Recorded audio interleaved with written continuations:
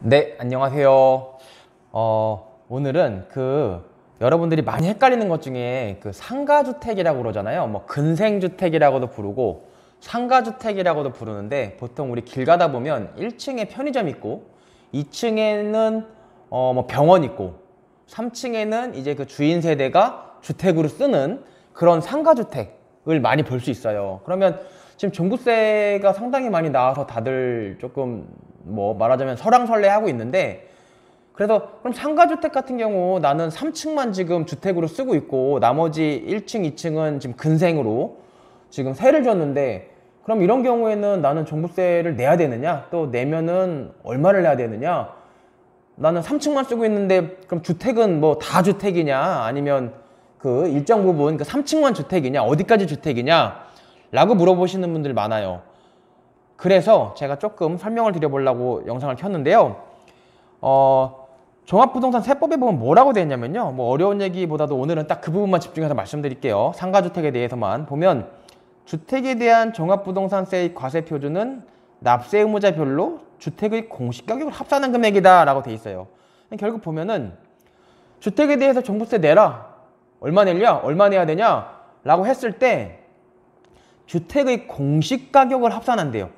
결국은 주택의 공시가격이 뭔지 알아서 다 더하라는 거잖아요. 주택의 공시가격, A주택 공시가격 얼마, B주택 공시가격 얼마, C주택 공시가격 얼마, A, B, C 다 더하니까 얼마, 그걸 과세표준으로 한다는 건데, 그럼 주택의 공시가격이라고 할 때 공시가격이 뭔지는 너무도 잘 아시고, 이 주택이 뭐냐가 문제인데, 그럼 상가주택 같은 경우 3층만 주택이니까 그럼 1층, 2층, 3층을 다 주택으로 봐야 될지, 아니면 그 주택으로 쓰고 있는 그 3층만 주택으로 봐야 될지, 그 부분이 이제 조금 의문이 드는 거예요. 그래서 그럼 이 주택의 공시가격이라고 할 때 이 주택이 도대체 이걸 어떻게 해석해야 되느냐, 이거에 대해서 일흥의 이제 해석의 기준을 제시하는 법이 있죠. 그게 재산세죠. 재산세. 지방세법에 있는데, 왜냐면 재산세가 지방세의 일종이기 때문에 그래요. 지방세라는 건 뭐예요? 국가가 돈을 가져가는 게 아니고 뭐 서울시, 뭐 부산시, 뭐 대전시, 이런 이런 지방이 돈을 가져가는 거. 지방자치단체가. 그래서 지방세법이라고 그러죠. 그 종부세 같은 경우는 국세라고 그러고 나라에서 가져가는 거니까 어쨌든 그건 오늘 설명이랑 좀 관계가 없고, 여기 보면 뭐라고 되어 있냐면요, 주거용과 주거 외의 용도를 겸하는 건물에서, 이게 보면니까 이게 106조 지방세법 106조 2항이에요. 2항. 이거 한번 찾아보시면 돼요. 여러분들 국가법령정보센터 들어가셔서 찾아보면 되니까 어렵지 않습니다. 106조 2항 찾아보시면 똑같이 돼 있어요. 주거용과 주거 외의 용도, 뭐 치킨집이나 병원 같은 거 겸하는 건물에서 주택의 범위를 구분하는 방법을 다음 각 호에 정하는 바에 1호, 2호에서 정한다는 거예요. 이게 왜 중요해요? 주택의 범위를 구분하는 방법을 여기 정하고 있다는 거예요. 지방세법에서.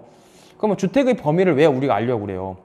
주택의 범위를 왜 우리가 알려고 하냐면, 주택의 범위, 다시 말해서 여기 보면 뭐라고 되어 있어요? 종합부동산 세법에서 주택의 공시가격을 합산하라고 그랬잖아요. 그러니까 이 주택의 범위를 알아야 그만큼 공시가격을 합산할 테니까 중요한 거죠. 다시 한번 보면요, 주거용과 주거 외의 용도를 겸하는 건물에서 주택의 범위 구분하는 방법은 한 동의 건물이 주거와 주거 외의 용도로 사용되고 있는 경우에는 주거용으로 사용되는 부분만을 주택으로 본대요. 그럼 여기서 일단 답은 나왔죠. 한 동의 건물이 있어요. 우리 길 가다 보면 여기 보니까 1층에 편의점이 있어, 뭐 CU가 있어, 2층에 병원이 있어, 예컨대 뭐 내과가 있어. 근데 3층에 이제 집주인이 주택으로 써. 이런 경우 이걸 상가주택이라고 하죠. 상가주택. 이런 경우 한 동의 건물이 주거와 주거 외의 용도 쓸 때는 요것만, 다시 말해서 요것만 주택으로 본다. 그래서 요 주택의 공시가격, 요것만 공시가격을 이제 합산되는 거죠. 종부세를 산정을 할 때. 그러면 이 주택 요거의 공시가격은 어떻게 아느냐? 이거는요, 뭐 부동산 공시가격 알림이라고 있어요. 부동산 공시가격 알림이. 제가 기억할 때 맞는 것 같은데 잠깐만요. 한번 부동산 공시가격 알림이. 부동산 공시가격 알림이 적어드릴까요? 부동산 공시가격 알림이. 이거 네이버나 구글에다 치시면 이제 국토교통부에서 운영하는 공시가격 알림이 사이트가 나오는데 거기에 가면 거기 가서 이 지번, 이 상가주택의 지번을 치세요. 주소를 치시면 이 주택에 대한 공시가격만 따로 딱 나와요. 개별주택 공시가격을 찾아가시면 돼요. 개별주택 공시가격. 예. 개별주택 공시가격을 찾아가셔서 그거를 딱 치시면 얘네들 빼고 뭐 예컨대 뭐 이런 애들 빼고 여기 뭐 내과랑 뭐 CU 편의점 이런 거 빼고 요 주택에 대한 개별 주택 공시가격이 부동산 공시가격 알림이라는 사이트 들어가면은 나오고 그게 곧 주택의 공시가격으로서 종부세의 과세표준의 하나가 되는 거예요. 그러면 말 나온 김에 한 개 더 읽어볼게요. 이거 되게 모르시는 분들 많아요.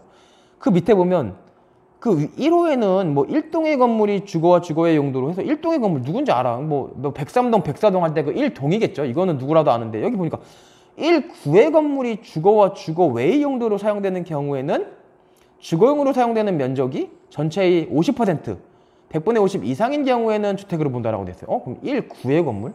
이 구라는 단어가 나와요? 아니 이게 뭐지? 구라는 건물 1구? 1구가 뭐야? 뭐 공인가? 여기서부터 헷갈리기 시작하는 거예요. 사실 저도 헷갈렸어요. 근데 1구가 뭐냐면 알기 쉽게 설명드리면 점유상의 독립을 1구라고 그래요. 점유상의 독립. 예컨대 그러면 다시 한번 보면 아유 잠깐만.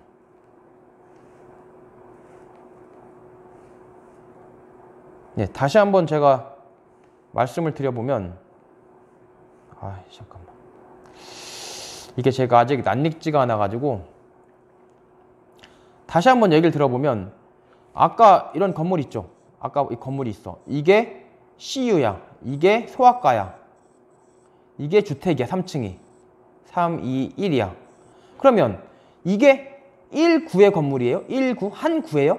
한 구가 되려면 뭐라고 했어요? 한 구가 되려면 점유상 독립돼야 돼요. 그러면 이게 독립돼 있어요? 이게 한 구면 이게 한 구에 하나의 독립된 어떤 점유가 독립되어 있나 볼까요?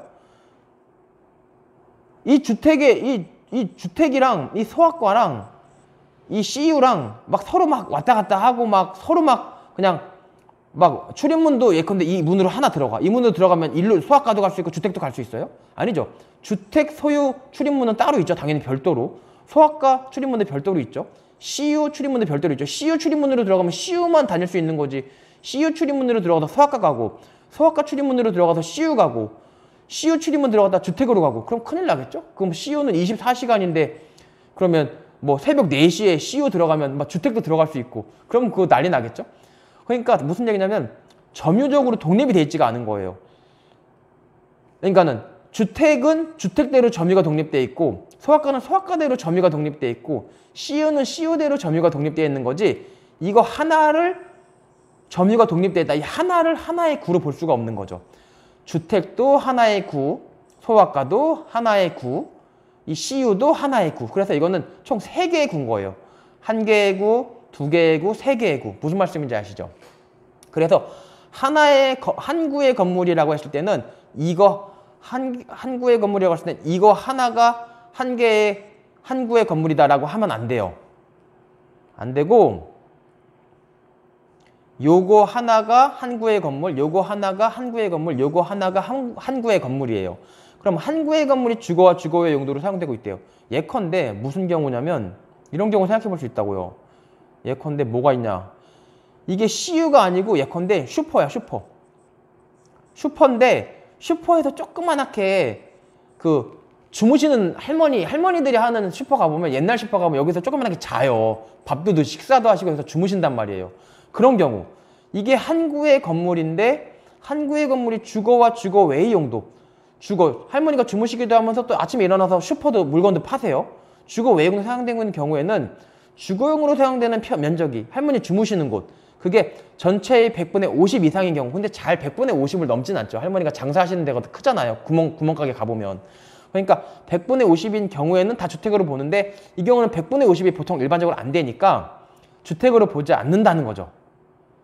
그래서 지금 여러분한테 말씀드려야 되는 거는 근데 예컨대 뭐 할머니가 훨씬 더 넓은 집에서 주무시면서 오히려 슈퍼를 조그만하게 해. 슈퍼를 조그만하게 해. 여기서만 슈퍼를 해. 그런 경우에는 어떻게 돼요? 전체가 다 주택이라는 거. 이 전체가 다. 1층 전체가 다. 그래서 결국 이 얘기 우리가 왜 했어요? 다시 한번 정리할게요. 빨리 끝낼게요. 보면 주택에 대한 종부세 할 때는 어떻게 돼요? 주택이 공시가격을 합산하래요. 공시가격이 뭔지 알아. 근데 주택이 뭔지 모르겠어. 그럴 때는 지방세법을 보는 거예요. 그럼 지방세법이 뭐라고 그랬어요? 주택은 주택 주거용과 주거 외의 용도를 겸하는 거. 그럴 때는 한 동의 건물이냐 1구의 건물이냐라고 봐서 아까처럼 여기 CU 있고 소아과 있고 주택인 경우에는 한 동의 건물이다. 왜? 점유상의 독립이 없으니까. 이럴 때로 봐서 이 주택의 개별 공시지가 찾으면 되고 부동산 가격 공시 알림이 가서요. 그리고 한 구의 건물이 점유상으로 독립되어 있는 출입문 기준으로 살펴보시면 편해요. 이 한 구의 건물 잘 보이시나요? 잘 보이시는지 안 보이시는지 제가 그냥 이렇게 해볼게요.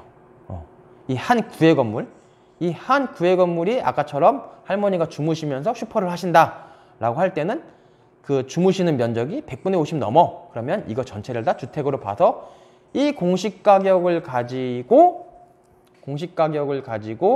아까 말한 종부세 과세 표준을 구하시면 됩니다. 이해가 되셨죠? 네, 그럼 한 동의 건물, 한 구의 건물 이게 되게 중요합니다. 네, 그럼 이상으로 성호TV였습니다. 고맙습니다.